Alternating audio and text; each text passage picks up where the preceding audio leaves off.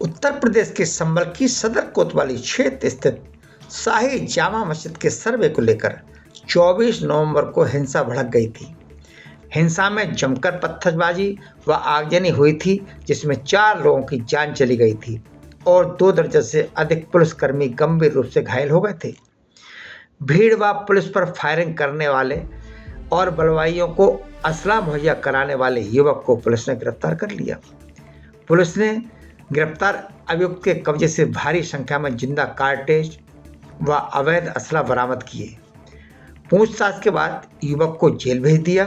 Police अधीक्षक कृष्ण कुमार बिश्नोई ने press वार्ता कर घटना का खुलासा कर दिया। हालांकि हिंसा में शामिल 79 लोगों को पुलिस अब तक जेल भेज चुकी है। पुलिस हिंसा में शामिल बाकी लोगों की गहनता से तलाश कर रही है। Bureau report, ABP India news.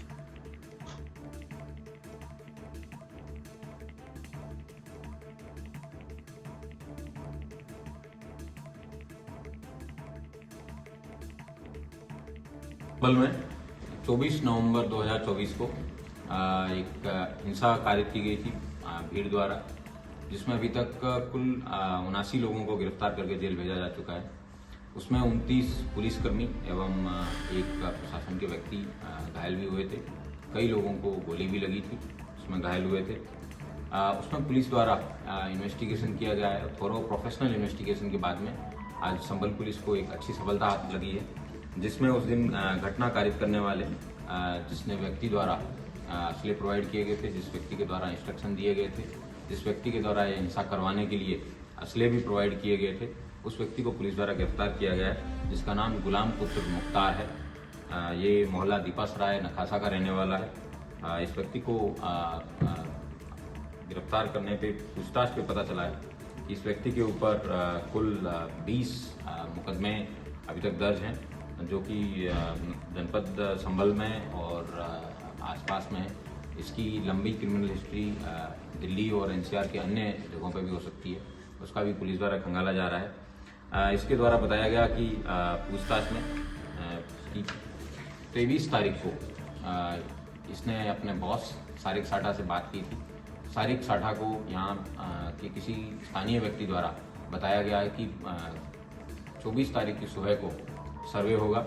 सर्वे के समय किसी भी सूरत में वो सर्वे नहीं होने देना है। पूछताछ के दौरान इसके द्वारा ये एडमिट किया गया कि जो सारिक साठा है ये एनसीआर से गाड़ी चोरी करवाने की गैंग का सरगना है। वो अभी आज से कुछ साल पहले फर्जी पासपोर्ट बनाने के बाद में यहाँ से विदेश चला गया। ये वहीं से बैठ के इस गैंग को संचालित करता है और यहाँ भारत में उसका काम करने के लिए ये व्यक्ति गुलाम है, ये काम करता है। और गुलाम द्वारा दिल्ली एनसीआर से गाड़ियाँ चोरी करके उनको मणिपुर, नॉर्थ ईस्ट में, कलकत्ता में, मणिपुर में बर्मा बॉर्डर पे दी जाती है और उसके बदले में इनको असले मिलते हैं और उन असलों को देश भर में सप्लाई करने का काम ही करता है। इसी में ही पुलिस को और अच्छी सफलता मिली, जिसमें पुलिस द्वारा इससे जब रिकवरी की गई है इसकी निशानदेही पे, तो एक 9mm की पिस्टल पुलिस को इसके पास से मिली है। 2 पिस्टल 32 बोर की इसके पास से रिकवरी में मिली है। 1 अदद मैगजीन मिली है। 5 9mm के जिंदा कारतूस इसके पास से मिले हैं। एक तमंचा है वो 315 बोर का इसके पास से मिला है। .22 के भी कई कारतूस मिले हैं। 30 बोर के भी इसके पास से कारतूस मिले हैं। और उससे भी ज़्यादा बड़ी चौंकाने वाले तथ्य ये हैं कि इसके पास से एक BO-06 Dynamit Nobel Aktiengesellschaft Troisdorf Germany लिखा हुआ एक बॉक्स मिला है, जिसमें उसके 12 बोर के 20 कारतूस मिले हैं, जबकि उस बॉक्स पे 12 बोर के 7 कारतूस मिले हैं, जबकि उस बॉक्स पे लिखा है 20 कारतूस का। इसका मतलब इसने 13 कारतूस कहीं अन्य जगहों पे इसने प्रयोग भी किए हो सकते हैं। ग्रेट ब्रिटेन का भी इसके पास से एली नॉच करके एक कवर है वो मिला है। और मेड इन इंडिया की पैंदी के इसके 12 के AF के और चेकोस्लोवाकिया के बने हुए इसके पास मेड इन चेकोस्लोवाकिया के भी कारतूस हैं वो मिले हैं। इससे पता चलता है कि किस तरीके से इंटरनेशनली जो कारतूस हैं वो इसके पास ये यूज करता था।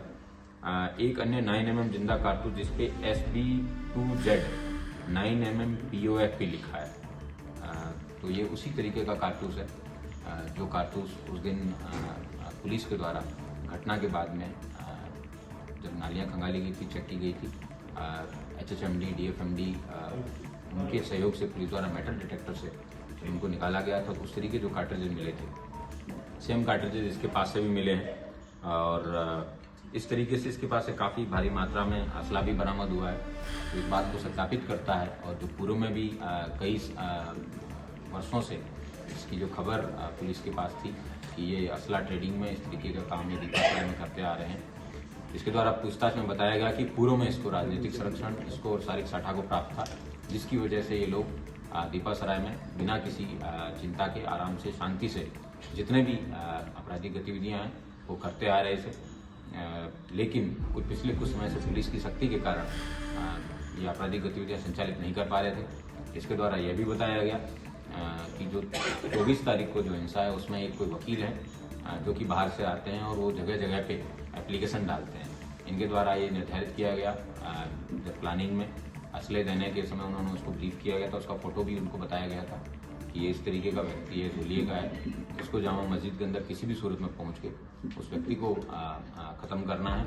उससे देश भर के अंदर हिंसा फैलेगी और ये लोग जो हैं देश भर में, दुनिया भर में फेमस हो जाएंगे।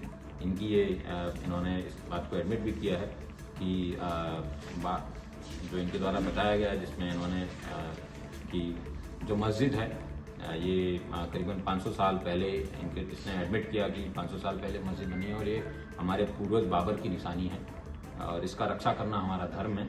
और हमने ठान लिया था, हमारे नेताओं ने भी हमें बताया था कि किसी भी सूरत में सर्वे नहीं होने देना है और अगर जो भी व्यक्ति जो बीच में आता है, इन्होंने जब पुलिस द्वारा जिसमें stun grenade, chilli grenade, rubber pellets, rubber bullets और टीयर स्मोक के कई सारे जब एक साथ फायर किए गए थे, उस धुएं की आड़ में और पूर्व में इन्हीं दंगाइयों द्वारा जब वो CCTV तोड़े गए थे, उसका लाभ प्राप्त करते हुए इन्होंने अंधाधुंध फायरिंग की।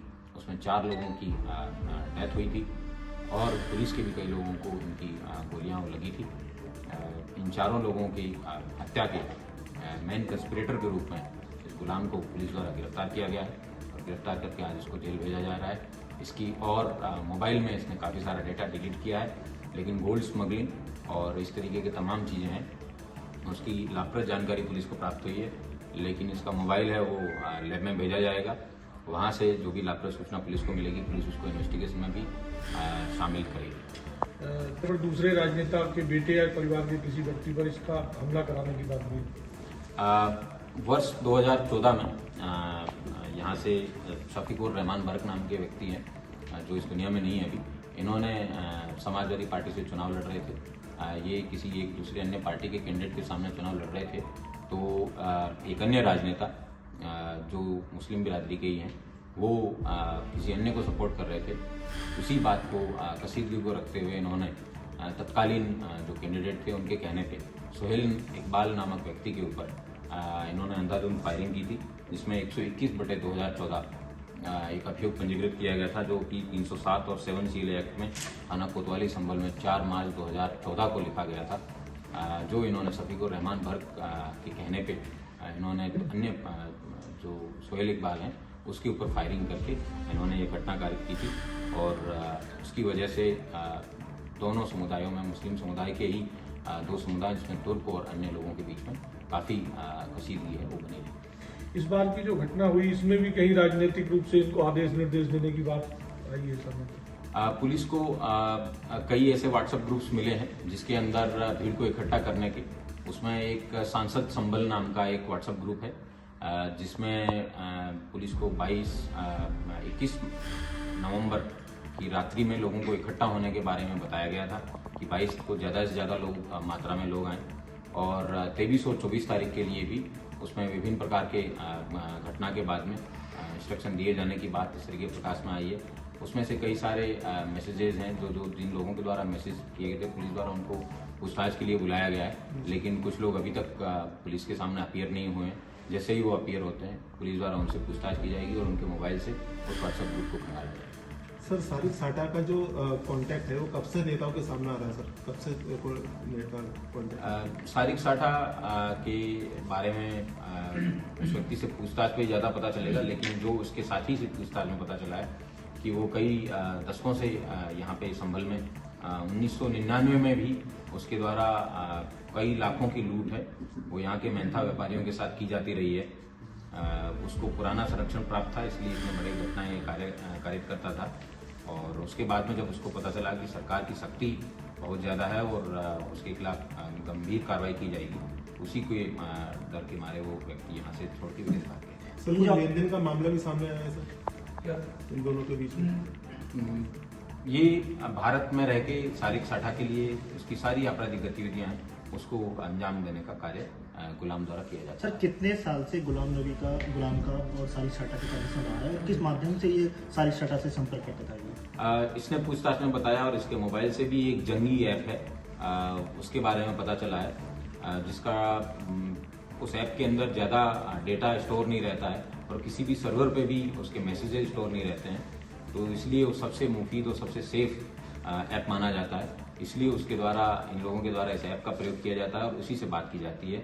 लेकिन इसके पास से सारिक साठा की पत्नी का भी मोबाइल रिकवर हुआ है, जो कि समय समय पे ताकि इसके अपने मोबाइल शक ना हो इसके ऊपर और उसकी पत्नी के मोबाइल से भी बात करता रहता है। इनके पास से सारिक साठा के 2 मोबाइल नंबर्स भी पुलिस को प्राप्त हुए हैं। पुलिस द्वारा इंटरनेशनल अथॉरिटीज़ हैं उन सब से सामंजस्य बिठा के जो भी डिटेल है उसमें निकलवाई जाएगी। टेलीकॉम अथॉरिटीज़ है उनसे भी डिटेल ली जाएगी। साठा की पत्नी को पूछताछ के लिए बुलाया था, क्या चीजें सामने आई थी? पुलिस द्वारा उसके द्वारा जराइम की दुनिया से जो भी संपत्ति कमाई गई है उस संपत्ति को वेरीफाई करने के लिए और वर्तमान में कोर्ट में कोर्ट में जो एक प्रॉपर्टी अटैच की गई है उसका नोटिस तामील करने के लिए और इस हिंसा से संबंधित भी अगर उसको किसी प्रकार की कोई सूचना या जानकारी हो उस लाभप्रद सूचना प्राप्त करने के लिए पुलिस द्वारा उसको बुलाया गया।